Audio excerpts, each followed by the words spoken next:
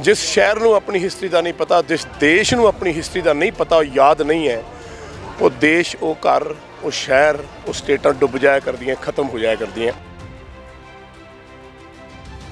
इतिहास दस्सण की कोशिश की है तो मीडिया वाले ने घट वट के वीडियो उन्होंने धर्म के नाँ से जोड़ता।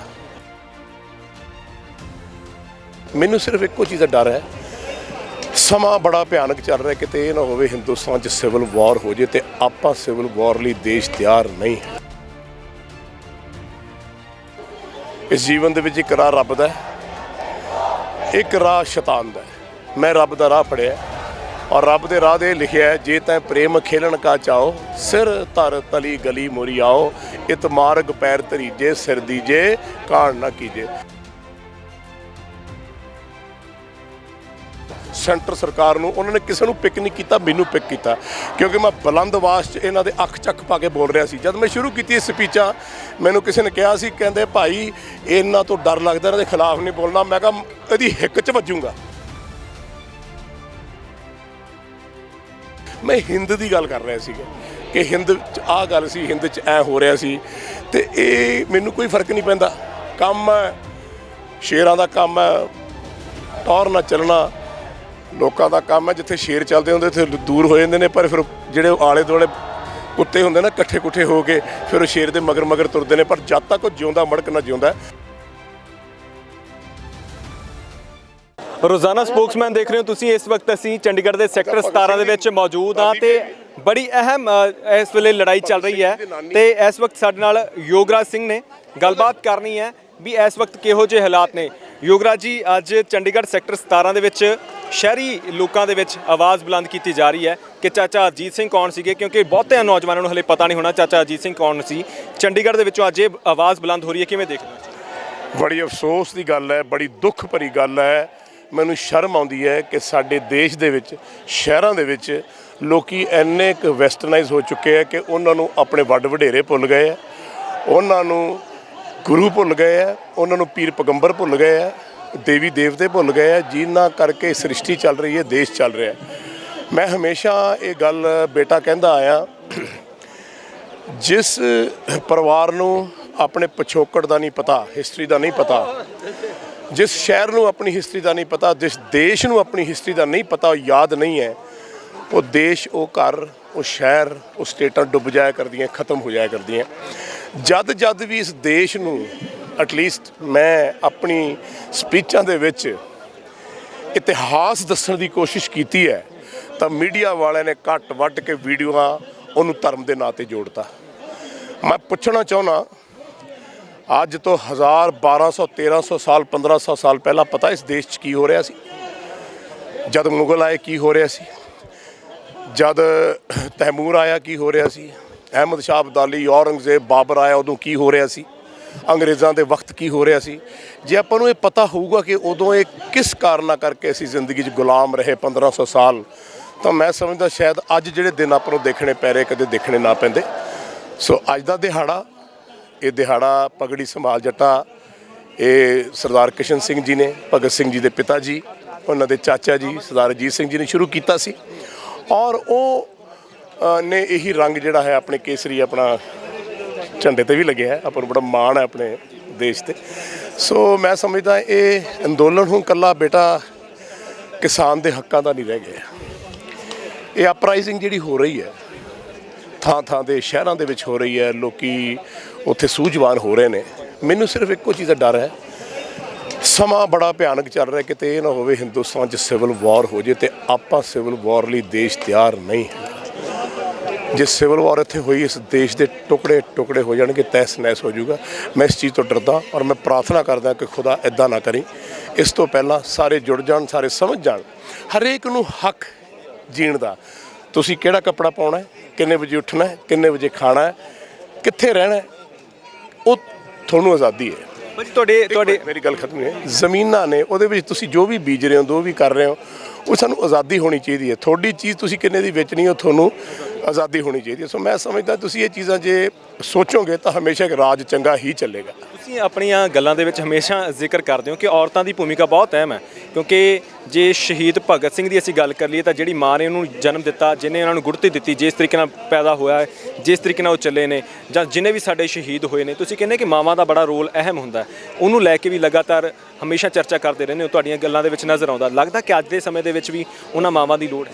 ਹਾਂਜੀ, ਏਕਾ ਮਾਈ ਜੁਗਤ ਵਿਆਈ, ਤਿੰਨ ਚੇਲੇ ਪ੍ਰਵਾਨ, ਇੱਕ ਸੰਸਾਰੀ ਇੱਕ ਭੰਡਾਰੀ, ਇੱਕ ਲਾਵੇ ਦੀਵਾਨ। ਉਸ ਮਹਾਕਾਲ ਨੇ, ਅਕਾਲ ਪੁਰਖ ਨੇ ਸਭ ਤੋਂ ਪਹਿਲਾਂ ਮਾਂ ਨੂੰ ਜਨਮ ਦਿੱਤਾ, ਉਹਨੂੰ ਨਮਸਕਾਰ ਕੀਤਾ। ਉਸ ਮਾਂ ਤੋਂ ਜੀਵਨ ਬ੍ਰਹਿਮੰਡ ਦਾ ਸ਼ੁਰੂ ਕੀਤਾ, ਇਸ ਧਰਤੀ ਦਾ ਸ਼ੁਰੂ ਕੀਤਾ, ਔਰ ਉਸ ਮਾਂ ਨੂੰ ਕਿਹਾ ਵੀ ਤੂੰ ਇਹੋ ਜਿਹਾ ਦੇਸ਼ ਤੇ ਇਹੋ ਜਿਹਾ ਤੂੰ ਸੰਸਾਰ ਬਣਾਉਣਾ ਜਿਸ ਸੰਸਾਰ ਨੂੰ ਦੇਖ ਕੇ ਦੇਵੀ ਦੇਵਤੇ ਵੀ ਫੁੱਲਾਂ ਦੀ ਬਰਸਾਤ ਕਰਨ।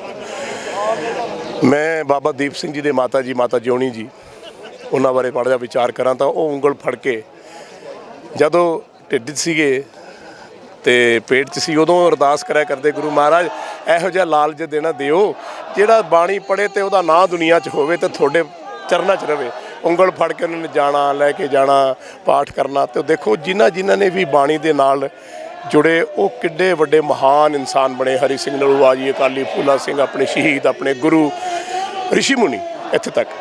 ਸੋ ਮੈਂ ਸਮਝਦਾ ਕਿ ਮਾਤਾਵਾਂ ਦਾ, ਭੈਣਾਂ ਦਾ, ਸਾਡੀਆਂ ਮਾਵਾਂ ਦਾ ਇਹ ਹੱਕ ਬਣਦਾ ਹੈ ਕਿ ਉਹ ਜ਼ਰੂਰ ਆਪਣੇ ਬੱਚਿਆਂ ਨੂੰ ਸਿੱਖਿਆ ਦੇਣ ਔਰ ਦੱਸਣ ਕਿ ਵੀ ਦੁਨੀਆ ਦੇ ਵਿੱਚ ਕਿਸ ਤਰ੍ਹਾਂ ਜੀਆ ਜਾਂਦਾ ਹੈ, ਗੁਰੂ ਨਾਲ ਜੋੜ ਕੇ ਰੱਖਣ। ਕਿਉਂਕਿ ਜੇ ਤੁਹਾਨੂੰ ਯਾਦ ਹੋਵੇ, ਗੁਰੂ ਗੋਬਿੰਦ ਸਿੰਘ ਜੀ ਅਖੀਰਲੀ ਵਾਰੀ ਜਦ ਘੋੜੇ ਤੋਂ ਮੁੜੇ ਆ ਨੰਦੇੜ ਸਾਹਿਬ, ਤਾਂ ਉਹਨਾਂ ਦੋ ਗੱਲਾਂ ਕਹੀਆਂ ਸੀ, ਮੇਰੇ ਸਿੰਘੋ ਤੁਸੀਂ ਬਾਣੀ ਨਹੀਂ ਭੁਲਾਉਣੀ, ਬਾਣੀ ਪੜ੍ਹਨਾ ਤੇ ਸ਼ਸਤਰ ਦੀ ਵਿੱਦਿਆ ਜ਼ਰੂਰ ਸਿੱਖਣੀ ਹੈ। ਸੋ ਮੈਂ ਸਮਝਦਾ ਬਾਣੀ ਤੇ ਸ਼ਸਤਰ ਇਹ ਦੋ ਚੀਜ਼ਾਂ ਹਰੇਕ ਬੰਦੇ ਨੂੰ ਵਿੱਦਿਆ ਦੀ ਸਿੱਖਣੀ ਚਾਹੀਦੀ ਹੈ ਤਾਂ ਖੁਸ਼ਹਾਲ ਰਹੇਗਾ। ਇਸ ਵਕਤ ਜਿਹੜੇ ਮਾਹੌਲ ਬਣਿਆ ਹੋਇਆ, ਬਹੁਤ ਸਾਰੇ ਲੋਕ ਸੋਸ਼ਲ ਮੀਡੀਆ ਤੇ ਆਵਾਜ਼ ਚੱਕਣ ਦੀ ਕੋਸ਼ਿਸ਼ ਕਰ ਰਹੇ ਨੇ। ਟਵੀਟਾਂ ਦੀ ਵੀ ਇੱਕ ਟਵੀਟ ਵਾਰ ਵੀ ਚੱਲੀ ਹੋਈ ਹੈ, ਤੁਹਾਡੇ ਧਿਆਨ ਦੇ ਵਿੱਚ ਵੀ ਹੋਣਾ ਕਿ ਇੱਕ ਪਾਸੇ ਤਾਂ ਉਹ ਲੋਕ ਨੇ ਜਿਹੜੇ ਕਿਸਾਨਾਂ ਦੇ ਹੱਕ ਦੇ ਵਿੱਚ ਟਵੀਟ ਕਰ ਰਹੇ ਨੇ, ਉਹਨਾਂ ਨੂੰ ਇਹ ਕਿਹਾ ਜਾ ਰਿਹਾ ਕਿ ਬਾਹਰੋਂ ਸਪਾਂਸਰਡ ਨੇ। ਦੂਜੇ ਪਾਸੇ ਇੰਡੀਅਨ ਕ੍ਰਿਕਟ ਟੀਮ ਜਿਹੜੀ ਹੈ ਉਹ ਕਿਤੇ ਨਾ ਕਿਤੇ ਸਰਕਾਰ ਦਾ ਪੱਖ ਪੂਰਦੀ ਹੋਈ ਨਜ਼ਰ ਆਈ। ਪਿਛਲੇ ਦਿਨਾਂ ਦੇ ਵਿੱਚ ਬਹੁਤ ਸਾਰੇ ਟਵੀਟ ਹੋਏ, ਬਾਲੀਵੁੱਡ ਦੇ ਕਲਾਕਾਰਾਂ ਨੇ ਟਵੀਟ ਕੀਤੇ, ਉਹ ਵੀ ਕਿਤੇ ਨਾ ਕਿਤੇ ਉਧਰਲੇ ਟਵੀਟ ਹੋਏ। ਇਹ ਜਿਹੜਾ ਟਵੀਟਾਂ ਦਾ ਸਿਲਸਿਲਾ ਚੱਲ ਰਿਹਾ, ਖਾਸ ਕਰਕੇ ਸਚਿਨ ਤੰਦੂਲਕਰ ਨੇ ਵੀ ਟਵੀਟ ਕੀਤਾ, ਇਹ ਕਿਵੇਂ ਦੇਖਦੇ ਹੋ ਤੁਸੀਂ? ਦੇਖੋ, ਸੱਚ ਦੇ ਨਾਲ ਤੁਰਨ ਦੀ ਇਹ ਵਿੱਦਿਆ ਤੇ ਸਿੱਖਿਆ ਗੁਰੂ ਦਿੰਦਾ ਹੈ। ਮੈਂ ਸਮਝਦਾ ਤੁਹਾਡੇ ਕੋਲ ਦੋ ਰਾਹ ਨੇ ਇਸ ਜੀਵਨ ਦੇ ਵਿੱਚ। ਇੱਕ ਰਾਹ ਰੱਬ ਦਾ, ਇੱਕ ਰਾਹ ਸ਼ੈਤਾਨ ਦਾ। ਮੈਂ ਰੱਬ ਦਾ ਰਾਹ ਫੜਿਆ ਔਰ ਰੱਬ ਦੇ ਰਾਹ ਦੇ ਲਿਖਿਆ, ਜੇ ਤੈਂ ਪ੍ਰੇਮ ਖੇਲਣ ਕਾ ਚਾਓ, ਸਿਰ ਧਰ ਤਲੀ ਗਲੀ ਮੋਰੀ ਆਓ, ਇਤ ਮਾਰਗ ਪੈਰ ਧਰੀਜੇ, ਸਿਰ ਦੀਜੇ ਕਾਣ ਨਾ ਕੀਜੇ। ਸੋ ਹਰੇਕ ਨੂੰ ਹੱਕ ਹੈ ਇਸ ਸੋਚ ਦਾ ਕਿ ਉਹ ਕੀ ਟਵੀਟ ਕਰਦਾ, ਕੀ ਨਹੀਂ ਕਰਦਾ। ਪਰ ਹਾਂ, ਜਿਹੜੇ ਰੱਬ ਦੇ ਰਾਹ ਤੇ ਚੱਲ ਰਹੇ ਨੇ ਉਹ ਫਿਰ ਖੁਆਰ ਹੋਏ ਸਭ ਮਿਲेंगे, ਬਚੇ ਸ਼ਰਨ ਜੋ ਹੋਏ। ਤੇ ਜਿਹੜੇ ਦੂਜੇ ਨੇ, ਜਿਹੜੇ ਖੁਦਾ ਦੇ ਖਿਲਾਫ ਚੱਲ ਰਹੇ ਨੇ, ਸੱਚਾਈ ਦੇ ਖਿਲਾਫ ਚੱਲ ਰਹੇ ਨੇ, ਉਹਨਾਂ ਦਾ ਹਸ਼ਰ ਉਹ ਹੋਏਗਾ ਕਿ ਜਦੋਂ ਰੱਬ ਦੇ ਸਾਹਮਣੇ ਹਰੇਕ ਰੂਹ ਨੂੰ ਜਦ ਪੇਸ਼ ਹੋਣਾ ਹੁੰਦਾ, ਫਿਰ ਉਹ ਸ਼ਰਮੋ ਸ਼ਾਕ ਨਾਲ ਗਿਰਨਗੇ ਤੇ ਨਰਕਾਂ ਦੇ ਭਾਗੀ ਬਣਨਗੇ। ਇਹਦਾ ਐਗਜ਼ਾਮਪਲ ਆਪਣੇ ਸਾਹਮਣੇ ਔਰੰਗਜ਼ੇਬ ਦੇ ਕਬਰ ਦਾ ਹੈ, ਜਿੱਥੇ ਭੀਖ ਮੰਗ ਕੇ ਤੇਲ ਸ਼ਾਮ ਨੂੰ ਦੀਆ ਬਲਦਾ ਤੇ ਸਾਡੇ ਗੁਰੂ ਸਾਹਿਬਾਨ ਤੇ ਸਾਡੇ ਸ਼ਹੀਦ ਦੇਖੋ ਦੁਨੀਆ ਚੁੱਕ ਚੁੱਕ ਉਹਨੂੰ ਦੁਨੀਆ ਦੇ ਵਿੱਚ ਸਲਾਮ ਕਰਦੀ ਹੈ। ਇਹ ਫਰਕ ਹੈ ਇੱਕ ਸੱਚਾਈ ਦਾ ਤੇ ਇੱਕ ਬੁਰਾਈ ਦਾ। ਤੁਸੀਂ ਆਪਣੀ ਵੀਡੀਓ ਦਾ ਜ਼ਿਕਰ ਕੀਤਾ ਕਿ ਕੱਟ ਵੱਧ ਕੇ ਪੇਸ਼ ਕਰ ਦਿੰਦੇ, ਉਹਨੂੰ ਲੈ ਕੇ ਬੜੀ ਚਰਚਾ ਛਿੜੀ, ਬੜਾ ਵਿਰੋਧ ਵੀ ਹੋਇਆ ਤੁਹਾਡਾ, ਕਿਵੇਂ ਦੇਖਦੇ ਜਦੋਂ ਇਦਾਂ? ਕਿੰਨਾ ਖੌਫ ਤੇ ਕਿੰਨਾ ਡਰ ਸੀ ਮੇਰਾ ਮੋਦੀ ਸਰਕਾਰ ਨੂੰ, ਸੈਂਟਰ ਸਰਕਾਰ ਨੂੰ। ਉਹਨਾਂ ਨੇ ਕਿਸੇ ਨੂੰ ਪਿਕ ਨਹੀਂ ਕੀਤਾ, ਮੈਨੂੰ ਪਿਕ ਕੀਤਾ ਕਿਉਂਕਿ ਮੈਂ ਬੁਲੰਦ ਆਵਾਜ਼ 'ਚ ਇਹਨਾਂ ਦੇ ਅੱਖ ਚੱਕ ਪਾ ਕੇ ਬੋਲ ਰਿਹਾ ਸੀ। ਜਦ ਮੈਂ ਸ਼ੁਰੂ ਕੀਤੀ ਸਪੀਚਾਂ, ਮੈਨੂੰ ਕਿਸੇ ਨੇ ਕਿਹਾ ਸੀ, ਕਹਿੰਦੇ ਭਾਈ ਇਹਨਾਂ ਤੋਂ ਡਰ ਲੱਗਦਾ, ਇਹਨਾਂ ਦੇ ਖਿਲਾਫ ਨਹੀਂ ਬੋਲਣਾ। ਮੈਂ ਕਿਹਾ ਇਹਦੀ ਹਿੱਕ 'ਚ ਵੱਜੂਗਾ। ਉਹ ਜਦ ਹਿੱਕ 'ਚ ਵੱਜਿਆ ਨਾ ਤੇ ਫਿਰ ਉਹ ਤਕਲੀਫ ਬਹੁਤ ਹੋਈ। ਫਿਰ ਉਹਨੇ ਕੀ ਕਿਹਾ, ਜਿਹੜੇ ਮਾੜੇ ਬੰਦੇ ਹੁੰਦੇ ਨੇ, ਕਮਜ਼ੋਰ ਦਿਲ ਦੇ, ਕਮਜ਼ੋਰ ਸੋਚ ਦੇ, ਜਿਹੜੇ ਡਰਦੇ ਨੇ, ਉਹ ਫਿਰ ਇਹੋ ਜਿਹੇ ਪੈਂਤੜੇ ਸ਼ੁਰੂ ਕਰਦੇ ਨੇ ਵੀ ਯੋਗਰਾਜ ਸਿੰਘ ਦੀ ਵੀਡੀਓ ਕੱਢੋ। ਜਿਹੜਾ ਹਿੰਦੂ ਸ਼ਬਦ ਹੈ ਇਹਨਾਂ ਨੇ ਆਪ ਡੱਬ ਕੀਤਾ ਹੈ, ਮੇਰੀ ਵੌਇਸ ਨਹੀਂ ਹੈ। ਮੈਂ ਹਿੰਦ ਦੀ ਗੱਲ ਕਰ ਰਿਹਾ ਸੀਗਾ ਕਿ ਹਿੰਦ 'ਚ ਆਹ ਗੱਲ ਸੀ, ਹਿੰਦ 'ਚ ਐ ਹੋ ਰਿਹਾ ਸੀ। ਤੇ ਇਹ ਮੈਨੂੰ ਕੋਈ ਫਰਕ ਨਹੀਂ ਪੈਂਦਾ, ਕੰਮ ਹੈ ਸ਼ੇਰਾਂ ਦਾ, ਕੰਮ ਹੈ ਟੌਰ ਨਾਲ ਚੱਲਣਾ, ਲੋਕਾਂ ਦਾ ਕੰਮ ਹੈ। ਜਿੱਥੇ ਸ਼ੇਰ ਚੱਲਦੇ ਹੁੰਦੇ ਉੱਥੇ ਦੂਰ ਹੋ ਜਾਂਦੇ ਨੇ, ਪਰ ਫਿਰ ਜਿਹੜੇ ਆਲੇ ਦੁਆਲੇ ਕੁੱਤੇ ਹੁੰਦੇ ਨਾ ਇਕੱਠੇ ਕੁੱਠੇ ਹੋ ਕੇ ਫਿਰ ਉਹ ਸ਼ੇਰ ਦੇ ਮਗਰ ਮਗਰ ਤੁਰਦੇ ਨੇ। ਪਰ ਜਦ ਤੱਕ ਉਹ ਜਿਉਂਦਾ ਮੜਕ ਨਾ ਜਿਉਂਦਾ, ਮੈਨੂੰ ਕੋਈ ਫਰਕ ਨਹੀਂ ਪਿਆ। ਪਰ ਜੋ ਇਹਨਾਂ ਦੀ ਸੋਚ ਹੈ ਉਹ ਮੇਰੇ ਸਾਹਮਣੇ ਜ਼ਰੂਰ ਆਈ। ਮੈਂ ਜਿੰਨੀ ਕੁ ਇੱਜ਼ਤ ਇਹਨਾਂ ਦੀ ਕਰਦਾ ਸੀ ਉਹ ਵੀ ਨਹੀਂ ਕਰਦਾ। ਅਖੀਰ ਤੇ ਸਰਕਾਰ ਹੱਲੇ ਵੀ ਇਹੀ ਗੱਲ ਕਹਿੰਦੀ ਹੈ ਕਿ ਕਾਨੂੰਨ ਕਿਸਾਨਾਂ ਦੇ ਹੱਕ ਦੇ ਵਿੱਚ ਨੇ। ਕੁਝ ਅੰਦੋਲਨ ਜੀਵੀ ਨਵੀਂ ਇੱਕ ਕਾਸਟ ਪੈਦਾ ਹੋ ਗਈ ਕਿ ਉਹ ਵਿਰੋਧ ਕਰ ਰਹੇ ਨੇ। ਉਹ ਕਹਿੰਦੇ ਨੇ, ਮੈਂ ਕਹਿੰਦੇ ਪੁਰਾਣੇ ਬੰਦੇ ਵੀ ਅਨਪੜ੍ਹ ਸਿਆਣਾ, ਪੜ੍ਹੇ ਲਿਖੇ ਮੂਰਖ। ਚਲੋ ਇਸ ਤਾਂ ਅਨਪੜ੍ਹ ਆ, ਥੋਤੋਂ ਸਿਆਣੇ ਆ, ਤੂੰ ਤਾਂ ਪੜ੍ਹੇ ਲਿਖੇ ਨੂੰ ਨਹੀਂ ਪਤਾ ਤੁਸੀਂ ਕੀ ਲਿਖਿਆ ਹੈ। ਦੁੱਖ ਦੀ ਗੱਲ ਇਹ ਇਹਨਾਂ ਨੂੰ ਖੁਦ ਨਹੀਂ ਪਤਾ ਕਿ ਵਿੱਚ ਕੀ ਲਿਖਿਆ ਉਹਦੇ। ਮੈਨੂੰ ਇੱਕ ਆਦਮੀ ਇਹਨਾਂ 'ਚ ਅੰਗਰੇਜ਼ੀ ਪੜ੍ਹ ਕੇ ਸੁਣਾ ਦੇਣਾ ਜੋ ਉਹਨੇ ਲਿਖੀ ਹੈ ਤੇ ਮੈਂ ਸਿਰ ਝੁਕਾ ਦਿਆਂਗਾ ਇਹਨਾਂ ਚਰਨਾਂ 'ਚ। ਇਹਨੂੰ ਆਪ ਨਹੀਂ ਪਤਾ ਹੈ ਜੀ। ਹੁਣ ਅੰਗਰੇਜ਼ੀ ਸਾਰੇ ਬੋਲਦੇ ਨੇ, ਜਦ ਹਿੰਦੀ ਤਾਂ ਠੀਕ ਹੈ ਸਪਸ਼ਟ ਬੋਲਦੇ ਨੇ, ਜਦ ਅੰਗਰੇਜ਼ੀ ਬੋਲਦੇ ਤੁਹਾਨੂੰ ਇਹਨਾਂ ਨੂੰ ਇਹ ਨਹੀਂ ਪਤਾ ਸੀ ਅੰਗਰੇਜ਼ੀ 'ਚ ਕਹਿ ਕੀ ਰਹੇ ਹਾਂ, ਅਸੀਂ ਗੱਲ ਕੀ ਕਰ ਰਹੇ। ਤੇ ਜਿਹਨੂੰ ਇਹ ਨਹੀਂ ਪਤਾ ਕਿ ਮੈਂ ਅੰਗਰੇਜ਼ੀ 'ਚ ਕੀ ਕਹਿ ਰਿਹਾ, ਅੰਗਰੇਜ਼ੀ ਦੇ ਵਿੱਚ ਸੰਵਿਧਾਨ ਲਿਖੀ ਫਿਰਦਾ ਤੇ ਨਾਲੇ ਜਿਹੜੇ ਨੇ ਬਿੱਲ ਲਿਖੀ ਫਿਰਦਾ। ਸੋ ਸਾਨੂੰ ਤਾਂ ਭਾਈ ਸਮਝ ਆਉਂਦੇ ਨੇ। ਤੁਸੀਂ ਆਪਦੀ ਪੜ੍ਹਾਈ ਪਹਿਲਾਂ ਦੇਖ ਲਓ, ਕਿੰਨੇ ਕੁ ਪੜ੍ਹੇ ਲਿਖੇ ਹੋ। ਸਾਰੇ ਮੇਰੇ ਖਿਆਲ PhD ਕੀਤੀ ਸਾਰੇ ਨਹੀਂ, ਹੈ ਨਾ। ਇਹ ਜਿੰਨੇ ਕੁ ਨੇ ਸਭ ਤੇ ਬਹੁਤ ਪੜ੍ਹੇ ਲਿਖੇ ਨੇ। ਇਹ ਸਲੇਟੀਆਂ ਤੇ ਪੜ੍ਹਨ ਨਾਲ ਤੇ ਕਿਤਾਬਾਂ ਦੇ ਪੜ੍ਹਨ ਨਾਲ ਬੜਾ ਫਰਕ ਹੁੰਦਾ। ਅਖੀਰ ਤੇ ਆਪਣੇ ਅੰਦਾਜ਼ ਦੇ ਵਿੱਚ ਕੁਝ ਕਹਿਣਾ ਹੋਵੇ ਸਰਕਾਰ? ਕੁਛ ਨਹੀਂ, ਤੁਹਾਡੀ ਮਰਜ਼ੀ ਹੈ। ਅਜੇ ਵੀ ਤੁਸੀਂ ਰਹਿਨੁਮਾ ਹੋ, ਤੁਸੀਂ ਤਖਤੋ ਤਾਜ ਦੇ ਮਾਲਕ ਹੋ। ਇਹ ਤੁਹਾਡੇ ਬੱਚੇ ਨੇ, ਅਜੇ ਵੀ ਗੱਲ ਨਾਲ ਲਾ ਲਓ। ਜਿੱਦਣ ਇਹ ਬਾਗੀ ਹੋ ਗਏ ਫਿਰ ਭੱਜਣ ਨੂੰ ਥਾਂ ਨਹੀਂ ਮਿਲਣਾ। ਅੱਗੇ ਤੁਹਾਡੀ ਮਰਜ਼ੀ। ਸੋ ਇਹ ਸਨ ਜੋਗਰਾਜ ਸਿੰਘ। ਸਾਫ਼ ਤੌਰ ਤੇ ਕਹਿੰਦੇ ਨੇ ਕਿ ਇਸ ਵਕਤ ਸਰਕਾਰ ਇਹਨਾਂ ਬੱਚਿਆਂ ਦੀ ਸੁਣੇ, ਇਹਨਾਂ ਲੋਕਾਂ ਦੀ ਸੁਣੇ ਜਿਹੜੇ ਵਿਰੋਧ ਕਰ ਰਹੇ ਨੇ, ਕਿਉਂਕਿ ਹੱਕ ਮੰਗ ਰਹੇ ਨੇ। ਸਾਫ਼ ਤੌਰ ਤੇ ਕਹਿੰਦੇ ਨੇ ਕਿ ਇਹ ਹੱਕ ਮੰਗ ਰਹੇ ਨੇ ਤੇ ਇਹਨਾਂ ਦੇ ਹੱਕ ਦੇ ਦੇਣੇ ਚਾਹੀਦੇ ਨੇ, ਤਾਂ ਇਸ ਤੋਂ ਬਾਅਦ ਜਿਹੜੇ ਹਾਲਾਤ ਪੈਦਾ ਹੋਣਗੇ ਉਹ ਬੜਾ ਚਿੰਤਾਜਨਕ ਹੋਣਗੇ। ਸਾਫ਼ ਤੌਰ ਤੇ ਸ਼ੰਕੇ ਜਤਾਏ ਨੇ ਕਿ ਸਿਵਲ ਵਾਰ ਵਰਗੇ ਜੇ ਹਾਲਾਤ ਸਾਡੇ ਦੇਸ਼ ਦੇ ਵਿੱਚ ਪੈਦਾ ਹੋ ਗਏ ਤਾਂ ਉਹ ਬਹੁਤ ਭਿਆਨਕ ਹੋਣਗੇ। ਤਾਂ ਸੁਚੇਤ ਰਹਿੰਦੇ ਹੋਏ ਸਰਕਾਰਾਂ ਨੂੰ ਲੋਕਾਂ ਦੀ ਆਵਾਜ਼, ਕਿਸਾਨਾਂ ਦੀ ਆਵਾਜ਼ ਸੁਣ ਲੈਣੀ ਚਾਹੀਦੀ ਹੈ। ਤੁਸੀਂ ਇਸ ਬਾਰੇ ਕੀ ਸੋਚਦੇ ਹੋ? ਆਪਣੇ ਕਮੈਂਟਸ ਨਾਲ ਜ਼ਰੂਰ ਸਾਂਝੇ ਕਰਿਓ। ਸਹਿਯੋਗੀ ਦਲਵੀਰ ਦੇ ਨਾਲ ਹਰਦੀਪ ਸਿੰਘ ਭੋਗਲ, ਸਪੋਕਸਮੈਨ TV, ਚੰਡੀਗੜ੍ਹ।